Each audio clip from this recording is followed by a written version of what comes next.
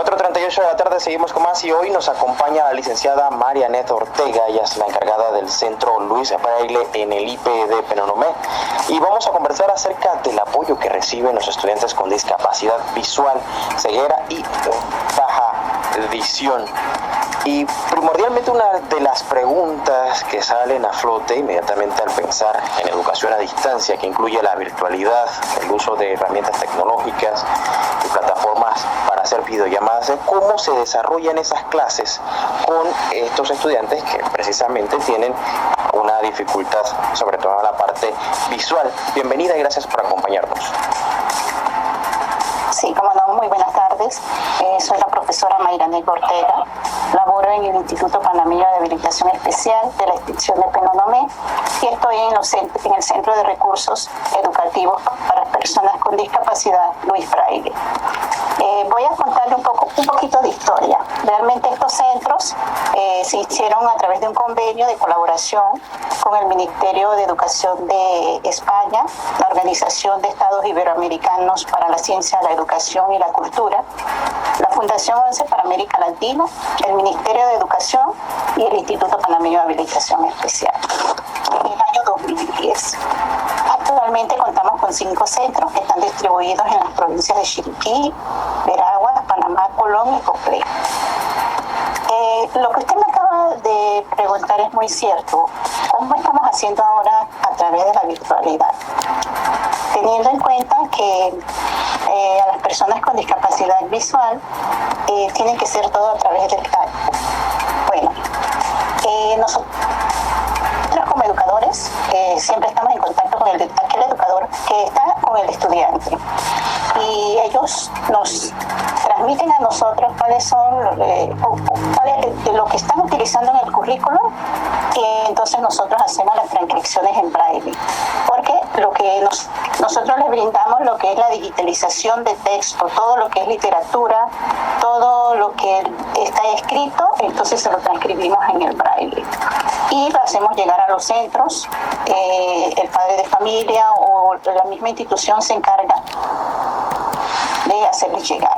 El objetivo de nuestros centros es brindarles a ellos todos los recursos que ellos necesitan para la educación. Tenemos la tecnología que también nos ayuda mucho, por lo menos en los estudiantes con discapacidad visual, sea ceguera o baja visión.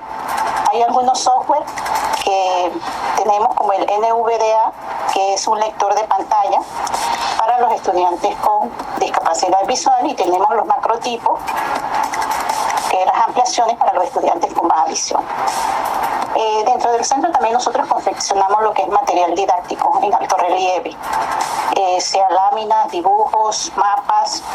También tenemos lo que son las grabaciones en formato sonoro y lo que es la orientación y movilidad, lo que se refiere al uso del bastón. También en el centro tenemos lo que es la reparación de las máquinas Perkin, que son las máquinas que utilizan los estudiantes para la escritura en braille. Teniendo en cuenta también que el braille es indispensable. No podemos dejar de lado el braille para hacer solamente lo que es equipo sonoro, porque el estudiante necesita todo eso de reglas de ortografía, las matemáticas, y todo eso tiene una simbología en braille. ¿Cómo se hace en el caso de aquellos estudiantes que no tienen una computadora para instalar estos programas? ¿Los teléfonos inteligentes tienen algunas aplicaciones especiales para esto? Sí, los teléfonos inteligentes tienen muchas aplicaciones. Ya vienen en la parte que dice accesibilidad. Ustedes lo pueden buscar y ahí están muchos recursos que las personas con discapacidad visual les facilita el teléfono inteligente.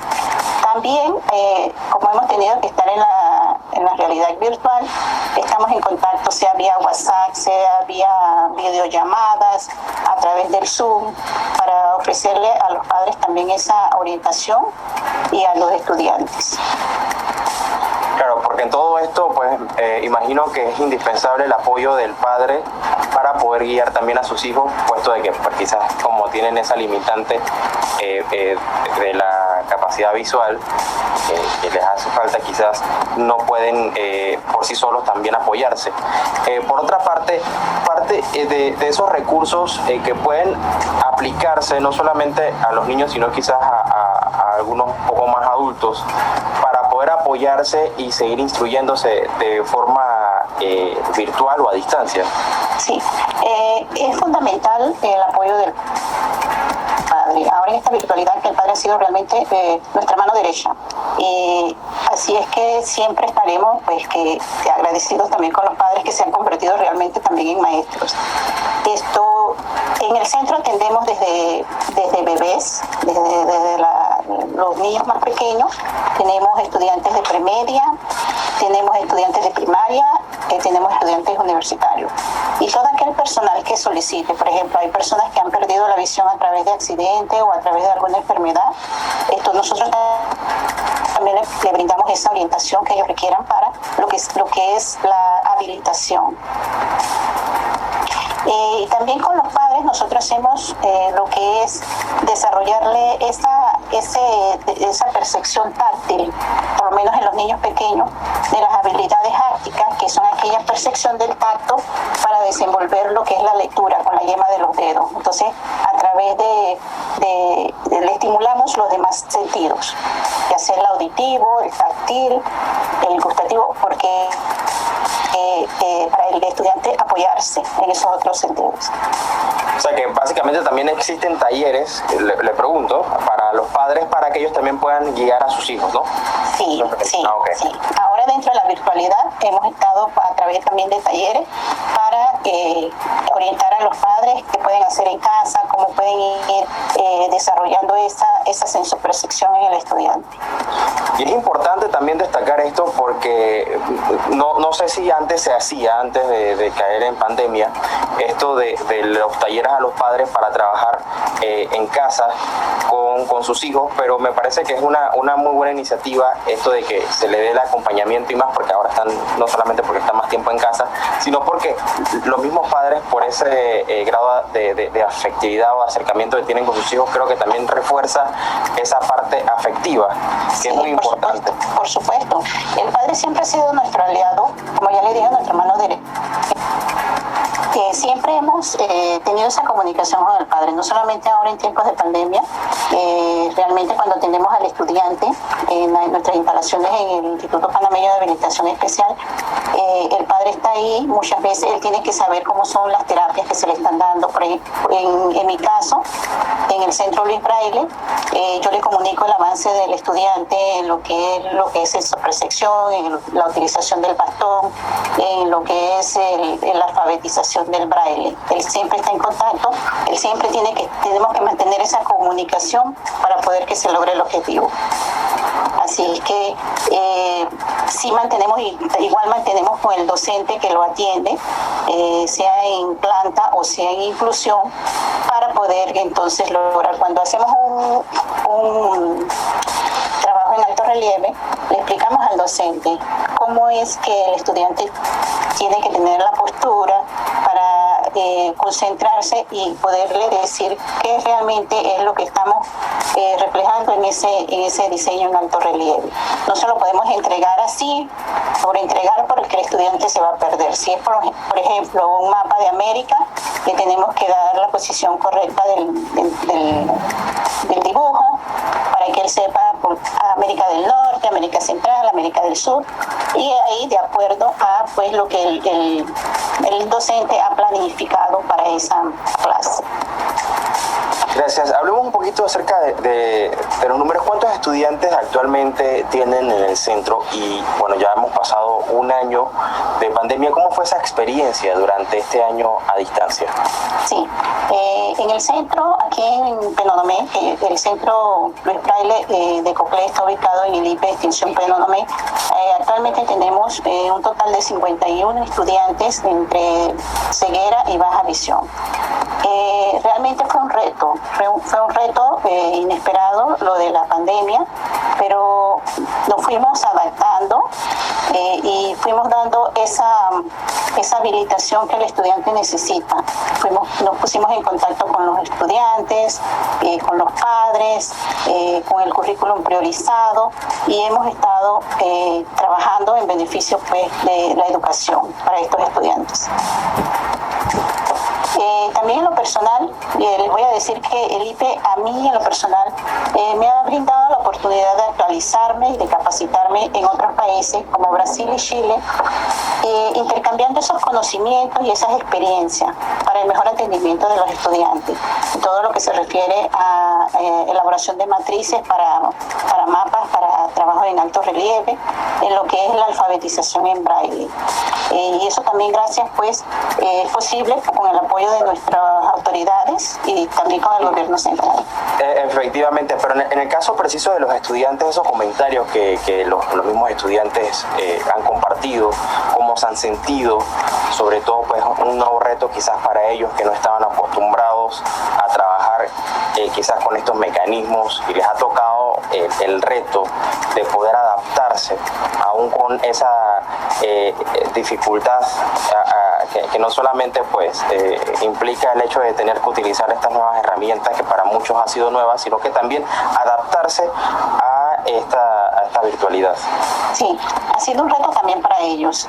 Inclusive ellos, el estudiante necesita el contacto también con el docente. Ellos cuando hacemos las llamadas, cuando hacemos los talleres a través del Zoom, ellos les hace falta ese contacto del docente, tenerlos ahí presentes. Igual nosotros como educadores también nos hace falta esa parte, pero es una manera pues de continuar lo que es la educación y adaptarnos con lo que hay, con los recursos, con las tecnologías, para poder que se logre. Una vez que pues termine la pandemia y podamos retornar a nuestras aulas, entonces volveremos a ser docentes y estudiantes. Pero lo importante es que tampoco se queden los estudiantes sin ser atendidos y sin poder continuar sus estudios. Eso es muy importante. Eso es importante. También en el centro nosotros dotamos de recursos como bastones, hojas braille, lo que es las regletas y los punzones, los abacos para lo que es el estudio de las matemáticas. Tenemos juegos de geometrías adaptados para las personas con discapacidad visual y las lupas. Todo eso el centro lo ofrece totalmente gratuito para los estudiantes. Muy importante para aquellos de repente que viven en la provincia y que deseen también saber un poco más o acceder a más información con respecto a este tema y estén interesados, ¿cómo pueden hacer para contactarlo? Sí, cómo no. Tenemos en el IPE extensión de Penonomé, el teléfono es 997-9474. Estamos a las órdenes, ahí lo que ustedes necesiten pueden solicitarlo, ya sean personas también de la comunidad, pueden acercarse al centro. Tuve en una entrevista una señora que había perdido la visión a través de azúcar. Ella quería aprender el braille, ya era una señora de edad. Ella en esa entrevista ella llamó al centro, estuvimos dándoles las clases, porque el centro ofrece a todas las personas que soliciten el recurso, nosotros estamos ahí.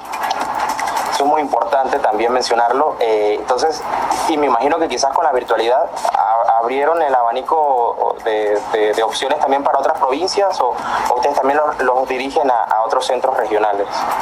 Todos los centros están en comunicación, lo que es Veragua, Chiriquí, nosotros mantenemos una comunicación bien estrecha. Entonces, si la persona que lo solicita o el estudiante que lo solicita está más cerca de la región de Veraguas, entonces lo acercamos hacia el centro de recursos de Veraguas, siempre a través del Instituto Panameño de Habilitación Especial.